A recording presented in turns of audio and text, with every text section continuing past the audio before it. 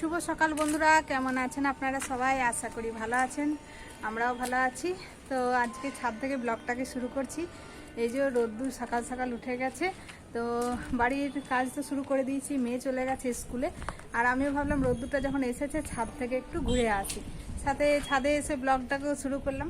আর বেশ ভালো লাগে সকাল সকালে এই ছাদে আসতে, বেশ ঠান্ডা ঠান্ডা হাওয়া, সাথে এই রোদ্দুর। তো যাই হোক, রান্না তো বসিয়ে দিয়ে এসেছি, এখনও রান্না কমপ্লিট হয়নি। তো চলুন একবার নিচে গিয়ে দেখাই। এটা তো একদম উপরে ছাদে এসেছি, আর নিচে ছাদে গাছগুলো আছে। শীতকালেও পুদিনা গাছগুলো যে এত সুন্দর আছে তার পিছনে পুরো দায়িত্বটাই কিন্তু আমার কর্তামশাই পালন করেছে। ও কিন্তু খুব যত্ন করে বাঁচিয়ে বাঁচিয়ে পুদিনা গাছগুলোকে এখনও এত সুন্দর রেখেছে। এদিকে বেলি গাছের তো এখন আর একটাও ফুল হচ্ছে না, আর কারিপাতা গাছটাও শুধুমাত্র বেঁচেই আছে।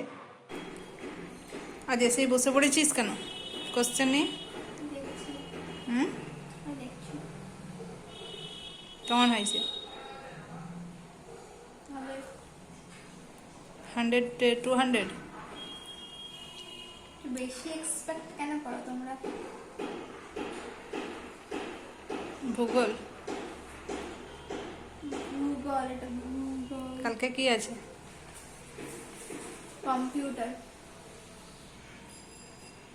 যা যা ড্রেস চেঞ্জ কর। করছি।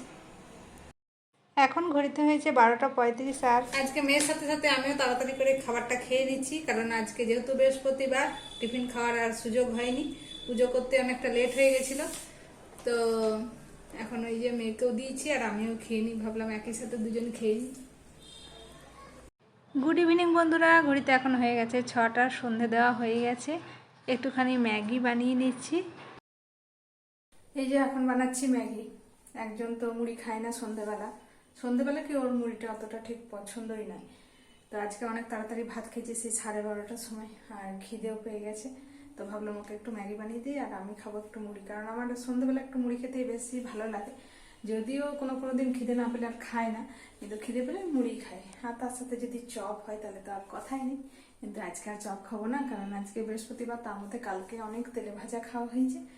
তো দেখা যাক, আজকে শুকনো মুড়িই খাবো একটুখানি চা দিয়ে। ওই কর্তামশাই আসবে, তারপরে একই সাথে চা বানাবো আর মুড়ি খাবো।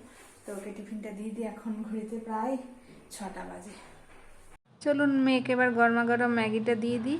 আমার জন্য বানাইনি, মেয়ের জন্য একটুখানি বানিয়েছি, কারণ ম্যাগিটা আমার ঠিক অতটা পছন্দ নয়। চাউমিন পাস্তা তাও ভালো লাগে, কিন্তু ম্যাগিটা আমার অতটা ভালো লাগে না বলে আর বানাইনি। ওয়েট করে করে ঘড়িতে এখন হয়ে গেল 8টা 15। এতক্ষণে ওনার অফিস থেকে ফেরার সময় হচ্ছে। হাতে করে আবার মিষ্টি নিয়ে এসেছে। ও জানে যে এত লেট করে যাচ্ছি, নিশ্চয়ই তো আমাকে বকাঝকা করবে, তো একটা মিষ্টি খাই দেবো, তাহলেই মন গলে যাবে। প্রত্যেক দিন এই করছে, আর এই দেরি হয়ে যাচ্ছে বলে আমার টিফিন করা হচ্ছে না। এখন যদি টিফিন করি তাহলে ডিনার করব কখন? এখন শুধু চাই খেতে হবে। আজকে ঠান্ডাটা একটু বেশি লাগছে, সে কারণে চা নিয়ে আবারও চলে এসেছি বিছানায়। ঠান্ডাটা তো অনেকটাই বেড়েছে, নিচে নামতে ইচ্ছে করছে না এই বিছানা থেকে। তো যাই হোক, কোনো রকমের রুটিগুলো বানিয়ে তাড়াতাড়ি করে ডিনারটাও সেরে নিয়েছি। রান্নাঘরের কাজ সমস্ত প্রায় কমপ্লিট, চলে এসেছি আবারও বিছানায়। তো এখন সময় গেছে ভিডিওটা এন্ড করার। আজকের এই ব্লগটা আপনাদের কেমন লাগলো কমেন্টে জানাবেন। ভালো লেগে থাকলে একটা লাইক করবেন, আর আমার নতুন বন্ধুরা চ্যানেলটাকে সাবস্ক্রাইব করে দিয়ে আমার পাশে থাকবেন। আবারও খুব শীঘ্রই ফিরে আসবো নতুন একটা ব্লগ নিয়ে। আপনারা সবাই সুস্থ থাকুন, ভালো থাকুন, সাবধানে থাকুন। দেখা হবে খুব শীঘ্রই পরের একটা ব্লগে। Bye, good night.